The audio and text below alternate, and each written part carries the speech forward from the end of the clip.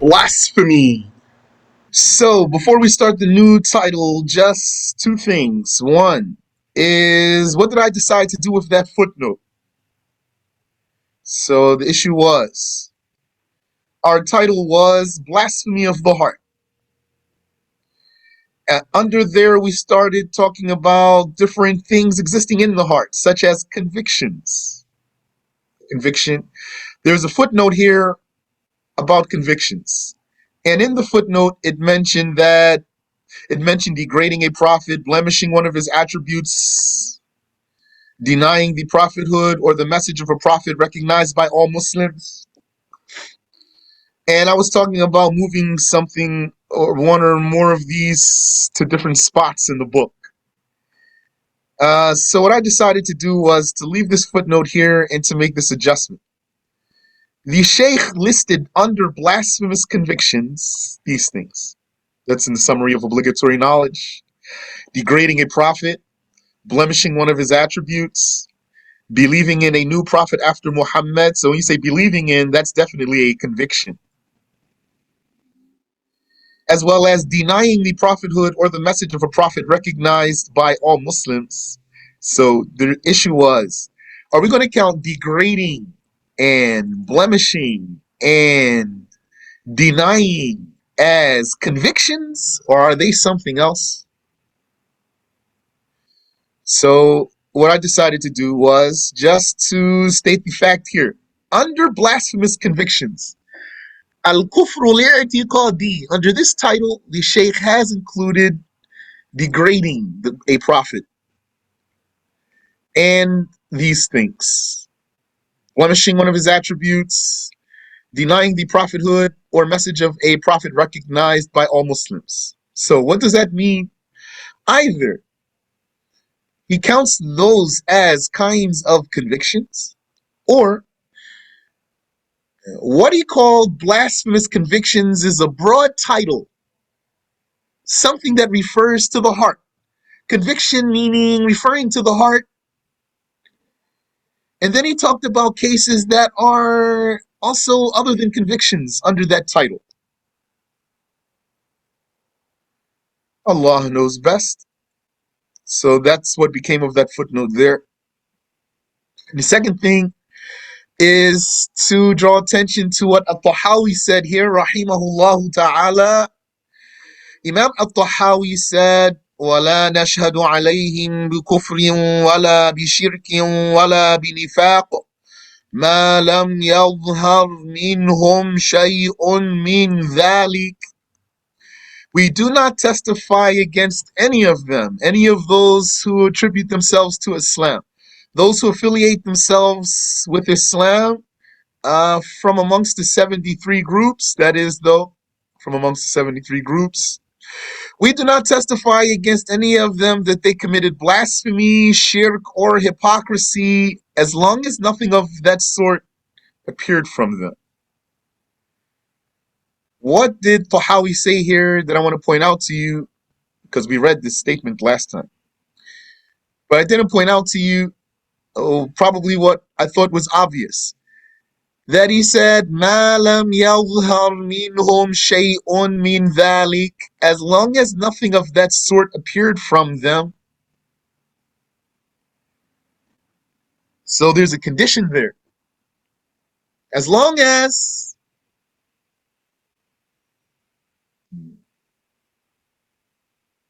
so it means if the condition takes place, if something of that sort appeared from them, then we will testify against any of them that they committed blasphemy or shirk or hypocrisy. So that's a statement from the Salaf of deeming a person as a kafir if he commits kufr. We here, wala nashhad, this is not only for the scholars. He's saying this is the conviction of the Muslims, because this is the aqeedah of At-Tahawi. So he wants to tell you what all the Muslims believe.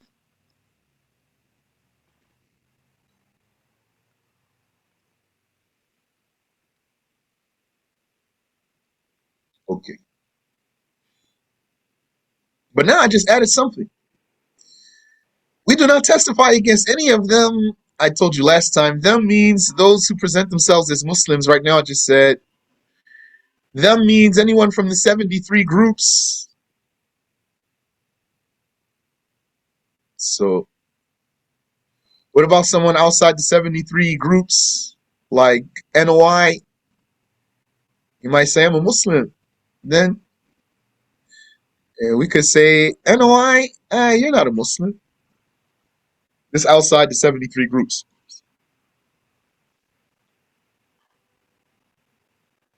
But maybe a Shiite would say to you, I'm a Muslim. So you're not going to say, nah, you're a Kafir because you're a Shiite. No, not if you don't see any kufr from him.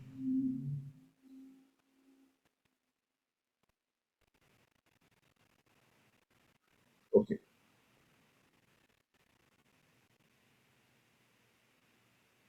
So now we are here. Blasphemous actions. The author says, the evidence for blasphemous actions or doings, yani same thing. If we want, we can just put semicolon. Whichever one of those words you want to choose. Actions or doings is the saying of Allah, لا تسجدوا للشمس ولا للقمر.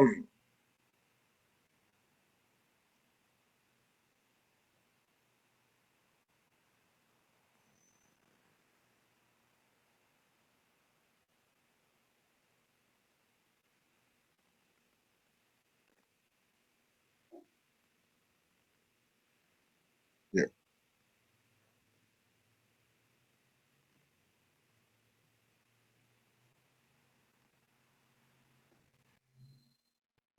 Prostrate not for the sun nor for the moon. This is the meaning of the ayah. This ayah is Surah Fussilat, ayah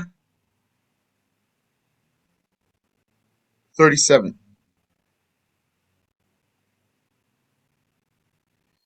I'll keep track of your proofs here too. I think goes without saying for you that this has all the proofs, yani so many proofs for you. This reference here. These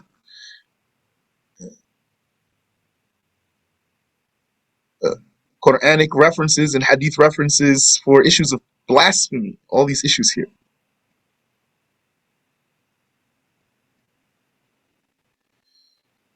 Assalamu Sheikh. Wa alaikum assalam wa rahmatullah. Is that everything to do with blasphemy in the footnotes? Yes. Yani the footnotes just complementing what's in the body. All right. Thank you. You're welcome.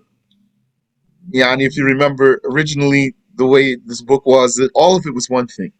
Then when I wanted to just make it more easier, but when I wanted to make it easier, then I started shaving it down and putting stuff in footnotes.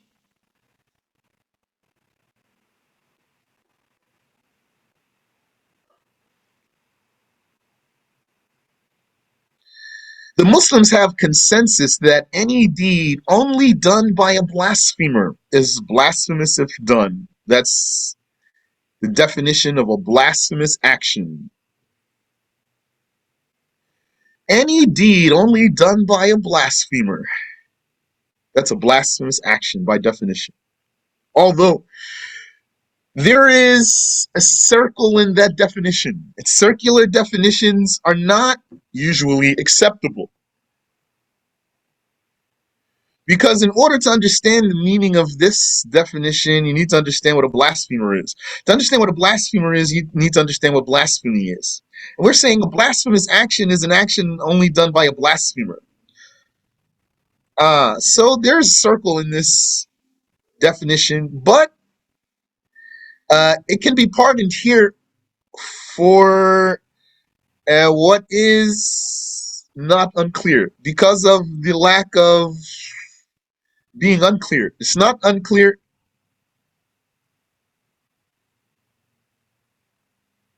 If you know what a blasphemer is, then any deed done only done by such a one, that's a blasphemous action.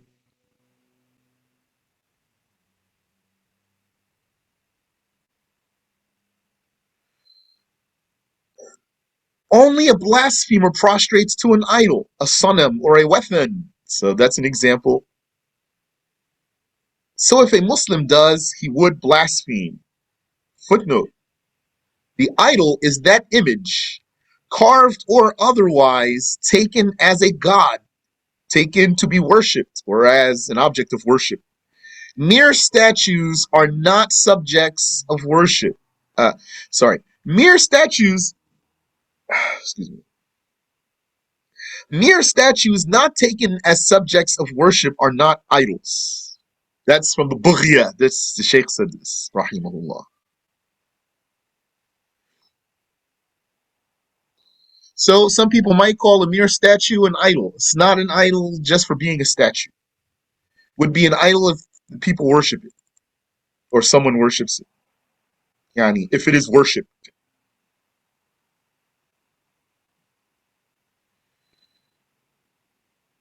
We do not ask about his intention in that prostration, like the case of an explicit statement of blasphemy. Yes, prostrating to an idol is explicit blasphemy. So we don't say to him, what did you mean to do by this prostration to the idol? Like we don't ask him, what did you mean by this explicit statement of blasphemy? If someone said, I hate God, we don't say to him, what did you mean by this? We say to him, this is blasphemy.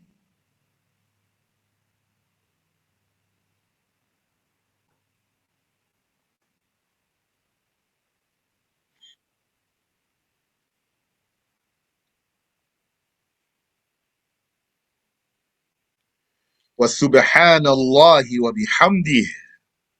So that's an introduction to blasphemous actions. Prostrating. So now we're in section, yani subdivision.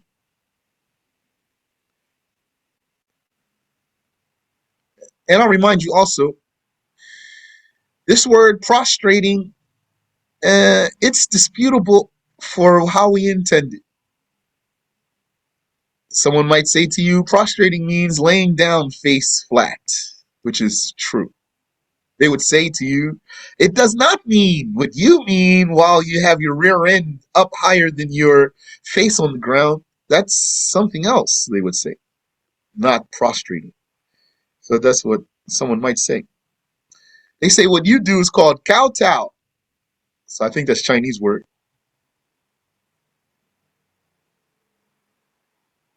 But I'm going to call it prostrating because that's what the Muslims call it. So prostrating to the devil and to any creation but a human is also blasphemy. So there's a rule. To the devil or any creation. Why we said to the devil and to any creation? We could have just said to any creation. Because the Sheikh mentioned the devil in particular in the summary of obligatory knowledge or in some copies of the summary of obligatory knowledge. There are some different copies of the summary of obligatory knowledge where this section has different words. The section on apostasy of action.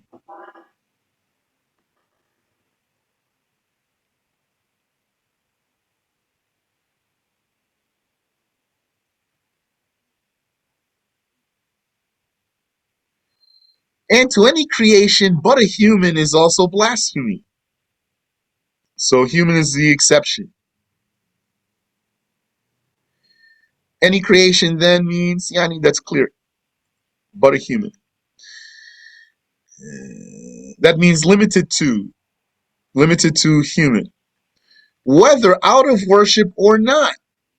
Meaning, if this prostration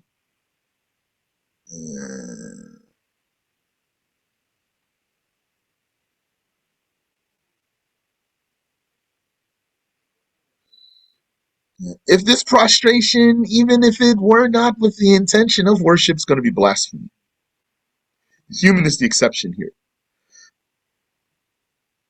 So that's how you're going to bring the hadith of Mu'adh, that he came to the Prophet ﷺ, he prostrated to him without the intention of worship. We're saying the human is the exception here. Unless one were compelled,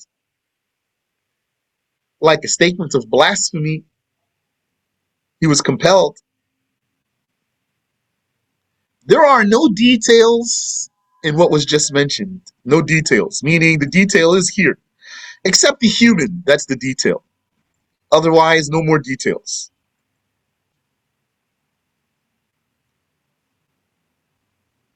As for the Kaaba, that's not prostrating to the Kaaba. The Kaaba is a marker for direction. Don't prostrate to the Kaaba. Rather, when we say you face the Kaaba, means you must face a direction. This is how God has sanctioned the prayer. Unless you have the excuse to not face that direction, the direction of that object. Yes, question. And what we say about the ones that they be at sporting events and some of them athletes do something good and people start prostrating. Well, so if they're prostrating to a human, we cannot call them kuffar. Not unless we knew that they wanted to worship him.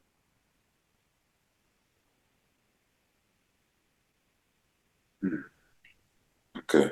All right. No.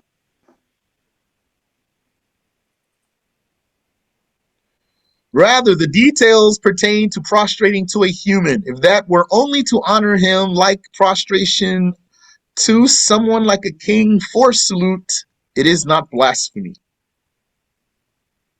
Salute.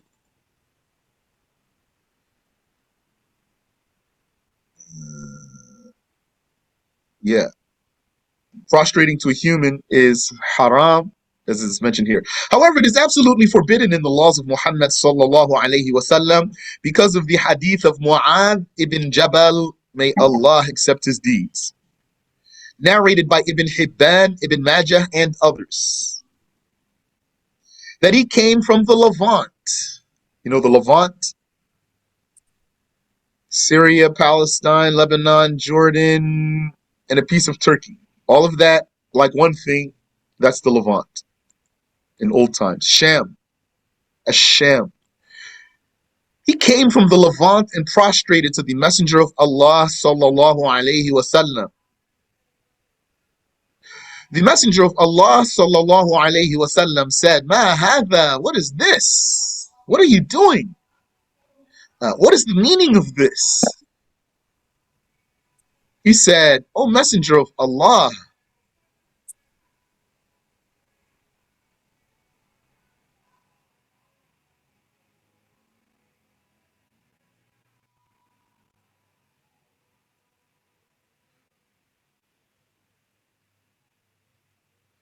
he said, "O Messenger of Allah, I saw the people of the Levant prostrating to their generals and priests, and you are more worthy."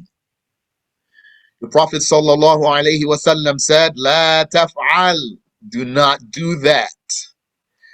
وَلَوْ كُنْتُ آمِرًا أَحَدًا أَنْ يَسْجُدَ لِأَحَدٍ." Had I ordered, commanded anyone to prostrate to anyone, لَأَمَرْتُ الْمَرْأَةَ أَنْ تَسْجُدَ لِزَوْجِهَا. I would have ordered the woman to prostrate to her husband. So, had I means I didn't.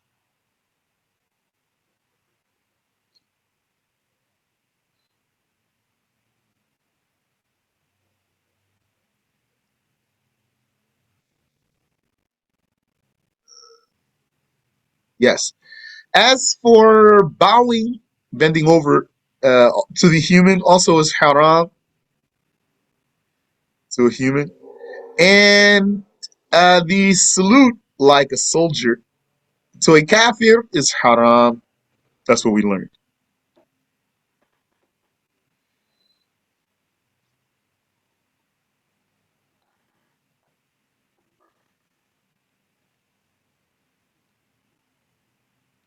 وَسُبْحَانَ اللَّهِ وَبِحَمْدِهِ.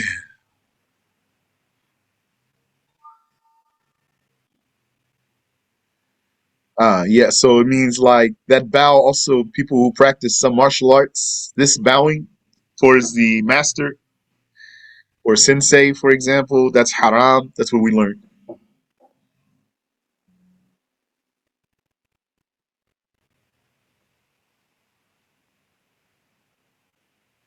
Discarding and staining religious material. To knowingly throw the book of the Quran in the garbage or the trash is definitely blasphemy. Ibn Abidin said, even if one did not intend belittlement, because the action itself is belittling. And that's a beneficial statement. And maybe someone wouldn't understand that statement. Even if one did not intend belittlement, because the action itself is belittling, it means belittling or belittlement is not dependent on one's intention only. Actually, some things are belittling in reality. It's not your intention that makes it belittling. The disrespect, some things are disrespectful in reality. It's not your intention makes it disrespectful. So someone thinks that disrespect is only hinging on his intention, they will be so disrespectful and then say, I don't need no disrespect. So Ibn Abidin said this is going to be blasphemy, throwing the Quran in the trash, because even if one did not intend belittlement, yani, when he says even if one did not intend belittlement, it's like he's saying even if one didn't realize that what he's doing is disrespectful, even if this disrespectful person doesn't realize the disrespect that he is committing, he is still committing actually disrespect in reality. It's still going to be blasphemy. Some scholars said it is also blasphemy to throw what is similar to Al Quran in terms of obligatory honor in the trash, like what has Quran written on it or in it, like a booklet, or an honorable name like Muhammad when it refers intending by it the Prophet sallallahu alaihi wasallam, or Isa intended by it Al Masih, son of Mary, or a hadith, or religious knowledge. Footnote: throwing the name Muhammad in the trash while while in reference to someone other than the Prophet is not blasphemy nor forbidden, rather disliked. It is disliked, not haram. Yeah, that's what we learned. So I don't have any evidence there. What we learned is that it is makruh to throw away Arabic. Just throwing Arabic in the trash is disliked, not haram. When it's this talk right here also, uh, I don't know if it is what's intended by it is the Arabic letters also. I don't know if what's intended by this statement is the name Muhammad written in Arabic letters, but in reference to someone else, meaning only. I mean, only for sure. In Arabic letters, yes. I mean, only. So what do you do? Then you just be precautious. So if you want, rip the name in half. If you need to throw it in the trash. And even in English letters. Then you're going to be practicing precaution. There's no problem here. You don't even have to ask. You can just do it. And then you'll be safe. When I say you don't need to ask, I mean, what if a person didn't know is it blasphemy or it's not blasphemy? A name Muhammad other than the Prophet himself. He doesn't know if it's blasphemy or not. Someone.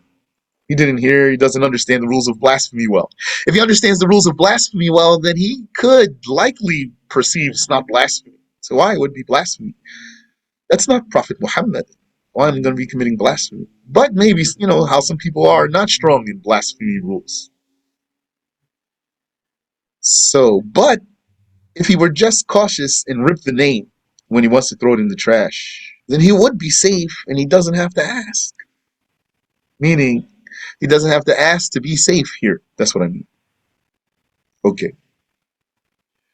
Some said that throwing the name of Allah in the trash with the intent of belittlement is blasphemy, and if that were not out of belittlement, then it is not blasphemy. Ah, footnote. Yeah, interesting here. It says the name of Allah. What did Ibn Abidin say? He said the Quran. That's what his statement was about in particular. His quotes, he says the Quran. If someone threw the Quran in the trash, then he commits blasphemy if he didn't intend belittling the Quran because he still did belittle it in reality. Here's a statement. Some said that throwing the name of Allah in the trash with the intent of belittlement is blasphemy, and that if it were not out of belittlement, then it is not blasphemy. Footnote. Some scholars said that throwing a respectable name in the trash is blasphemy if, or let's say when accompanied by the intention of belittling. Yani means active disrespect. Others considered it blasphemy without detail. Without detail means doesn't have to be actively disrespectful. Some will say is similar to what Ibn Abidin is saying. It is blasphemy. Sheikh Samir said that when they first started learning from the Sheikh, he would say that it is blasphemy without detail, and he never would mention the other saying. After that, he leaned toward saying that it has details. Then, in the last years before his death, he returned to the first saying, yani without detail. Our Sheikh said, what do you do then if somebody did that? Then you don't have to rush to deem him as a kafir because something that's not something the scholars unanimously agreed about being blasphemy. Unless you knew that he did it in the way that is blasphemy. It's the issue is the mere apparent action. What we are talking about now is an action with something in his heart too. So some are saying, is it enough just to do the action, regardless of what's in his heart, and it's going to be blasphemy? Throwing the name of Allah in the trash? Or it's not the mere action alone, but also when it has with it belittling something in the heart, the action with something in the heart too. So the Sheikh Samir said that the Sheikh was back and forth between these cases, between these two sayings here. Sheikh Samir said, when they first started learning from the Sheikh, he would say that it is blasphemy without detail, throwing the name of Allah in the trash. And he never would mention the other saying. After that, he leaned towards saying that it has details, with the intent of belittlement or not. Then, in the last years before his death, he returned to the first saying. Okay. Our Sheikh said, as for when Musa threw the tablets of the Torah, yani tossed, I want to say tossed. As for when Musa tossed the tablets of the Torah, it was because he forgot that he was carrying them when he tossed them, meaning he got distracted. He was carrying something, and then he came upon a situation of many people committing blasphemy. This big issue here. So his mind went from his coming with something in his hand to dealing with the issue at hand.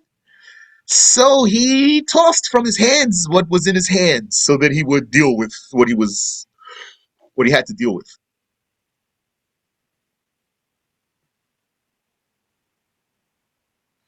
Our Sheikh said, as for when Musa tossed the tablets of the Torah, it was because he forgot that he was carrying them when he tossed them from his hand, and he did not throw them in a belittling way or in a dirty place.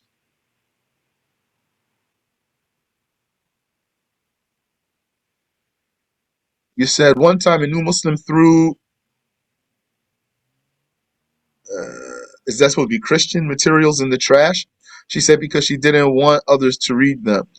They said it wasn't blasphemy because she did not intend filth, Christian material. Yeah, because she didn't think about it probably uh, in detail. Rather was the topic that was enough for her to throw it in the trash, but not when thinking about details, each name in there, the name of God in there, the name of Jesus in there, the name of angels in there, etc. So then someone would throw that in the trash. And then we're not going to say he committed blasphemy.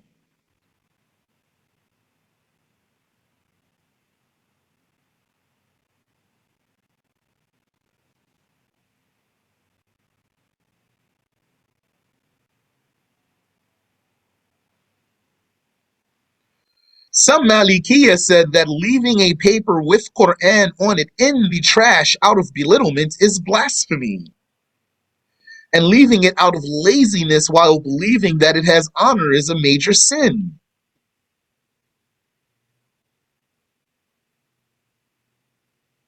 Some Maliki said leaving a paper with Quran on it in the trash out of belittlement. So, out of belittlement, that's a qualifier. If you remove it, the meaning changes.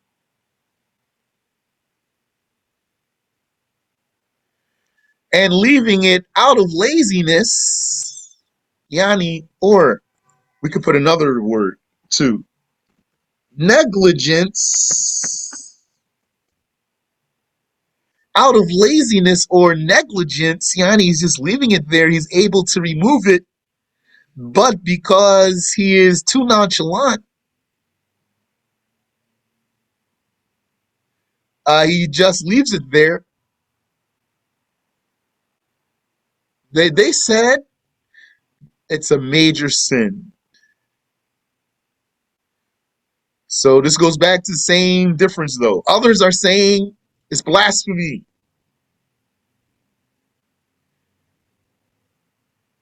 Here, this is statement saying has detail. If he left it there, so it means it was already there. He didn't put it there. He left it there.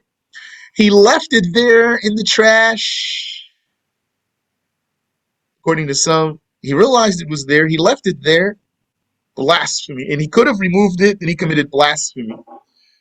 According to some, if he left it there out of belittlement, so when he saw it there and left it there, and he, for example, he said a befitting place for it, so then he blasphemes.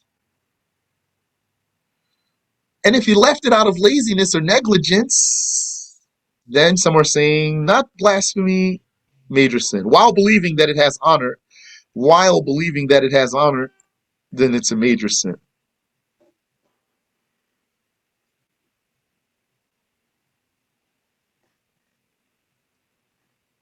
Uh,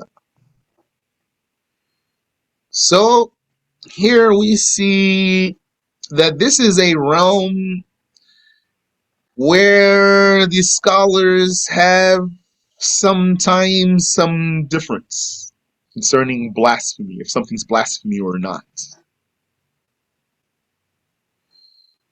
We saw some other cases in the beginning of the book. I don't know if they're here in the blasphemy section. They are in the Shahada section, though. What's one of the occasions for saying precautionary Shahada? One of the occasions for saying precautionary Shahada is when there's a case that the scholars differed about whether it's blasphemy or not. So here we see some details here. There's other cases. Now I won't go into them. Probably we have enough details at our hands right now. So the author says also spitting, stepping, and sitting on it is blasphemy if one knows that it is the book of the Quran. Or like a person did a spitting gesture at the Quran and he just says, I'm just playing. This is blasphemy. Likewise, throwing it in something disgusting, yani, or placing it, putting it, rather, let's put putting, and I'm gonna So that's a broader word than throwing. Putting it in something disgusting, even if it were pure, is blasphemy, like phlegm, saliva, or semen, because this is belittling the religion.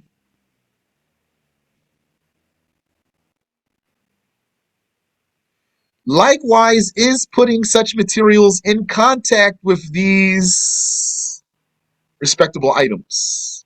Putting it in something disgusting or putting something disgusting on the Quran or those respectable materials, even without throwing those items in those materials. Yani, either way, putting it on the respectable material or putting the respectable material on the disgusting stuff, it's blasphemy. However, in the issue of the contact, not the throwing, in the issue of the contact, not the throwing, it is not far fetched that one may need to consider an indication to confirm belittlement. Then means I'm going to replace this as it was.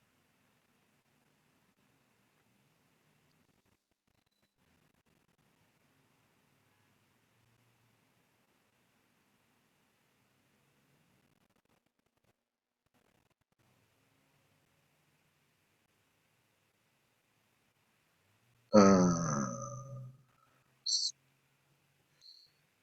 Footnote. This footnote goes here. Some Malikis said that leaving a paper with Quran on it in the trash out of belittlement is blasphemy, and leaving it out of laziness or negligence, while believing that it has honor, is a major sin. The Sheikh said in the explanation of As-Sirat that the Malikis have specifically documented this case, and that he does not know of any other school documenting this case. But the rules of the other schools agree with what the Malikis have documented.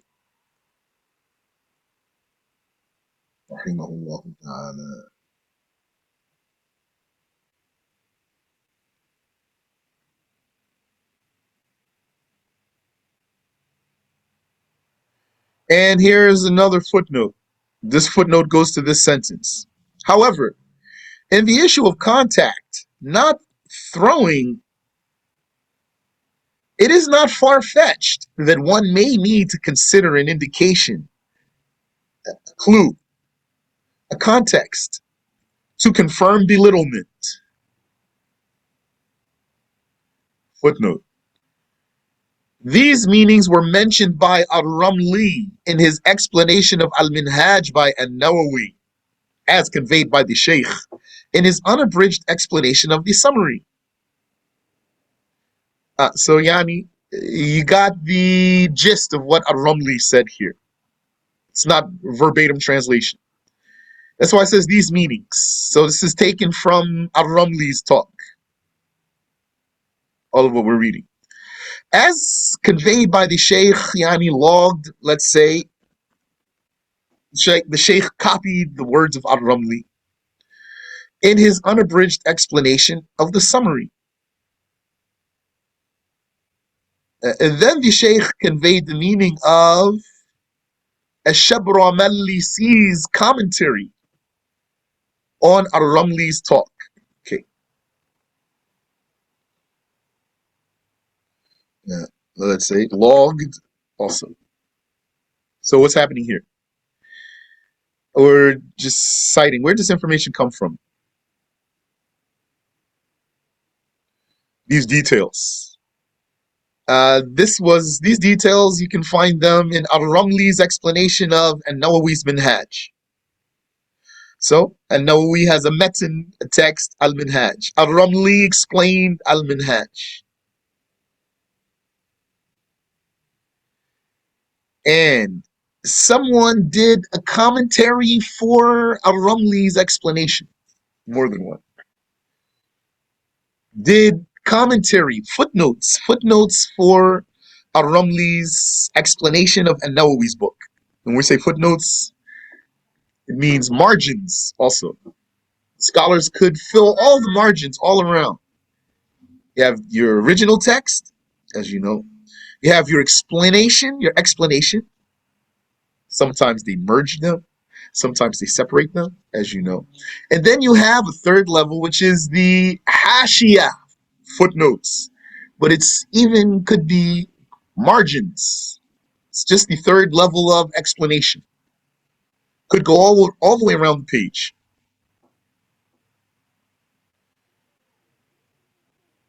Depends on how it's published. So, these meanings were mentioned by Ar-Ramli in his explanation of Al-Minhaj by An-Nawawi, as logged by the Shaykh in his unabridged explanation of the summary, the Bughya. Then, the Shaykh also logged the meaning of Ash-Shabramalisi's commentary on Ar-Ramli's talk. Yani, he logged it, not just the meaning.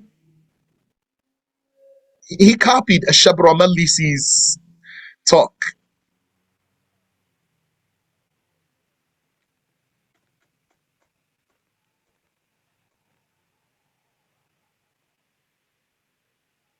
In clarifying how making something disgusting would come in contact with what is honorable without that being a belittling manner, without that being in a belittling manner. How could that happen? The Sheikh logged Ash-Shabramalisi's commentary, his uh, footnotes on Ar-Ramli's talk. Ar-Ramli, the explainer of An-Nawawi's book. So, Ar-Ramli's talk in clarifying something that maybe is not clear for you. How making something disgusting come in contact with what is honorable without that being in a belittling manner could happen. Meaning, make it make sense for us. How would it be not belittling? He did not charge with blasphemy he who spits on a board that has Quran written on it, so that he may erase that board.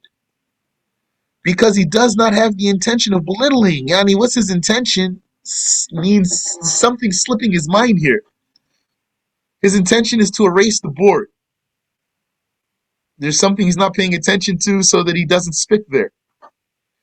So we're not going to deem him as a kafir. This is with the condition that he did not intentionally spit on the name of Allah. Yeah, for sure. That's clear. He did not intentionally spit on the name of Allah. It means he aimed for the name of Allah. That's going to be blasphemy. This is because it is usual in many lands that the students who learn Al-Quran in the schools write their lessons on a board, memorize it, and then erase it, so to write a new lesson. Yeah, not to mention that maybe that's how they erase all the lessons, not just Quran lessons. So that's what they do.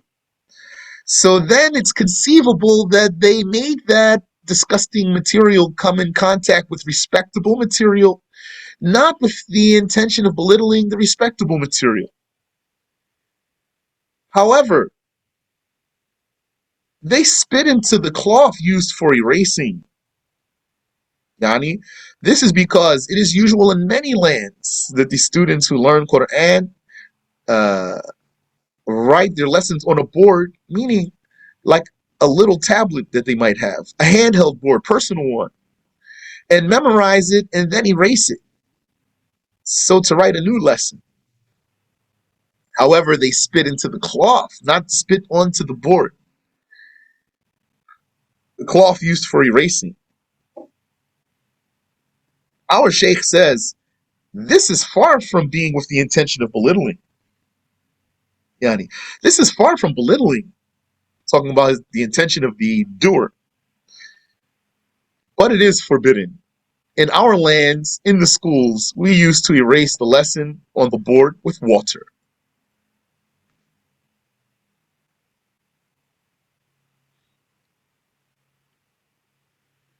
Our Sheikh said,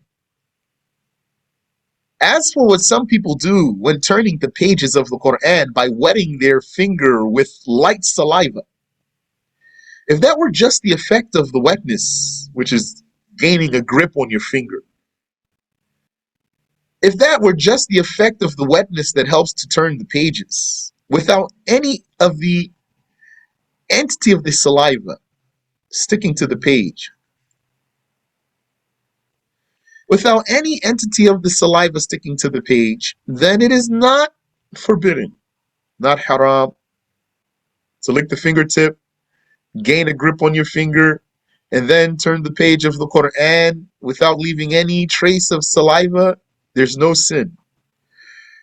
If anything actually sticks to the page, then it is forbidden. Sheikh Muhammad Ilaysh considered this to be blasphemy, the Maliki. Sheikh Muhammad Ilaysh, the Maliki, he considered this to be blasphemy, and this is going beyond the proper limit. That's what the Sheikh said. And the Sheikh doesn't accept that that's blasphemy.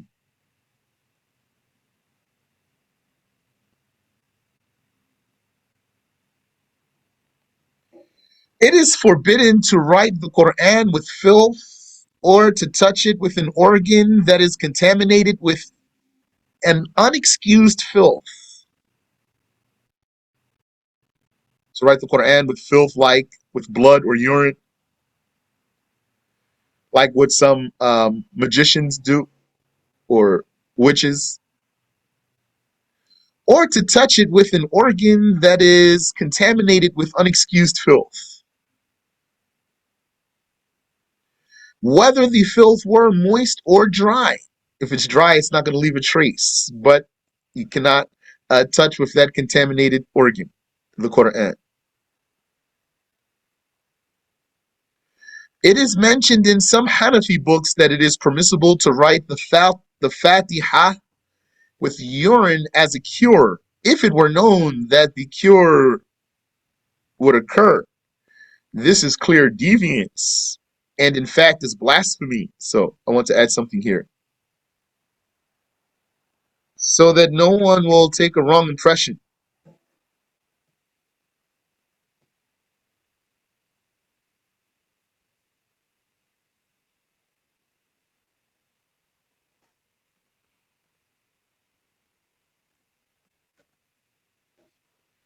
It is falsely mentioned in some Hanafi books that it is permissible to write the Fatiha with urine as a cure,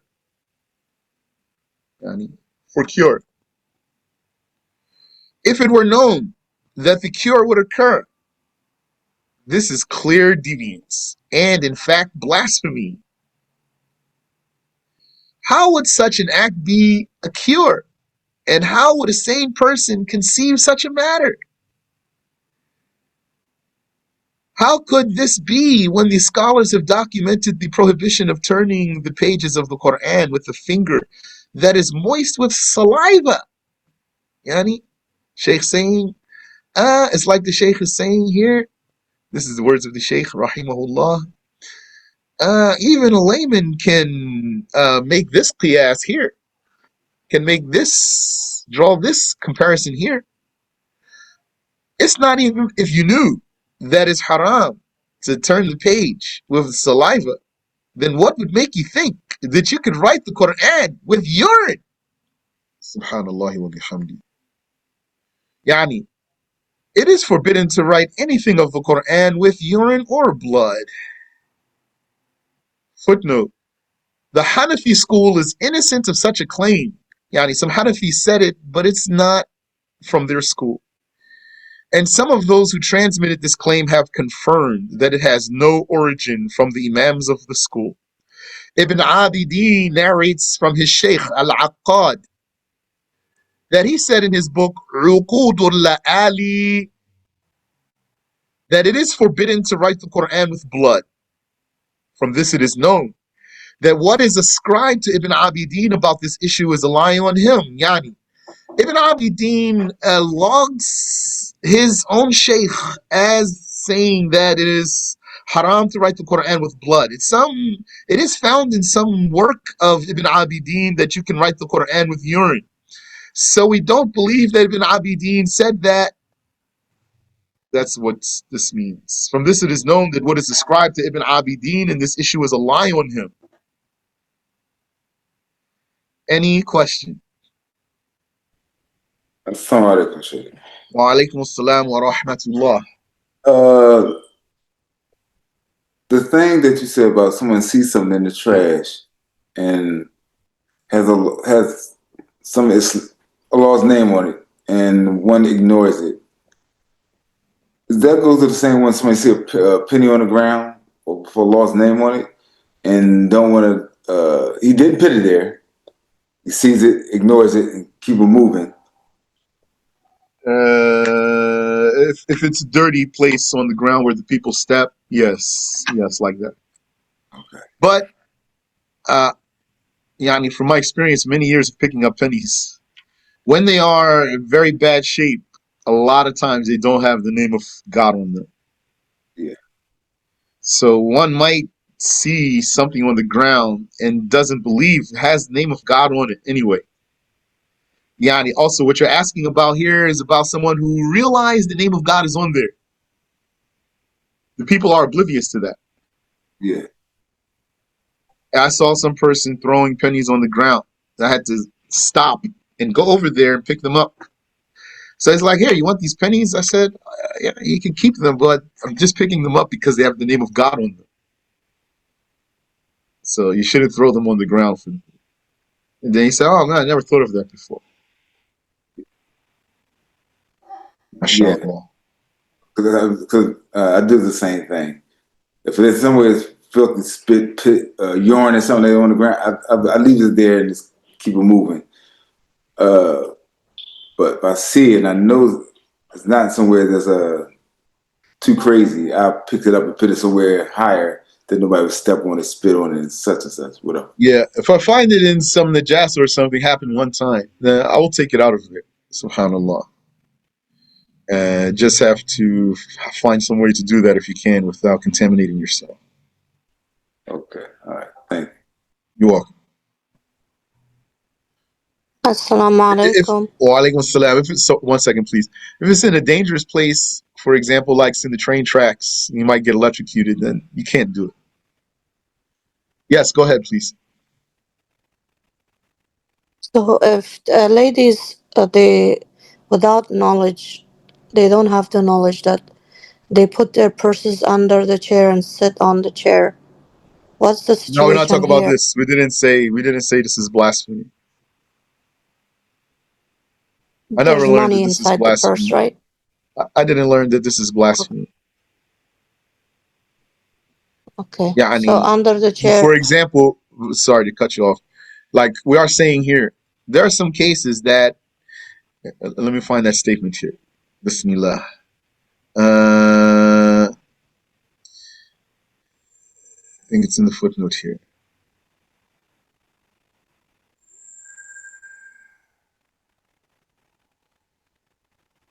These meanings were mentioned by Al-Ramli in his explanation of Al-Minhaj by An-Nawawi, as logged by the Shaykh in his unabridged explanation of the summary.